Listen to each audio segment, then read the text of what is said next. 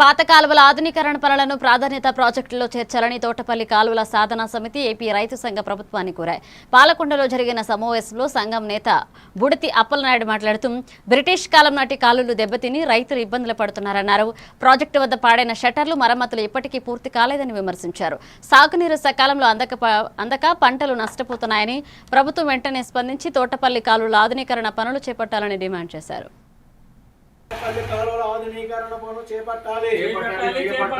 ప్రభుత్వం తక్షణమే తోటపల్లి కాలువల ఆధునీకరణ పనులు ప్రయారిటీ లిస్ట్ లో పెట్టాలి. ప్రాధాన్యత నష్టపోతున్న పరిస్థితి వస్తుంది. ఆకాశం వైపు ఎదురు చూడడం వస్తుంది. అందుకని మేము అడుగుతున్నాం, ఎప్పటికైనా స్పందించండి.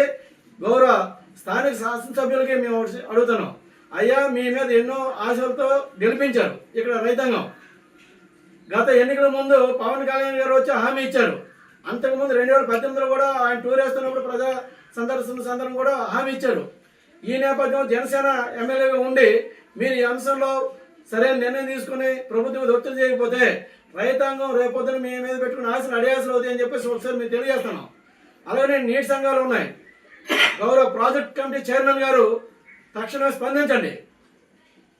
ఎందుకంటే ఈరోజు మీ మీద ఆశలు పెట్టుకుని నిన్నగాక మొన్న జరిగిన ఎన్నికల్లో గెలిపించారు. ఎన్నో ఆశలు పెట్టుకున్నారు.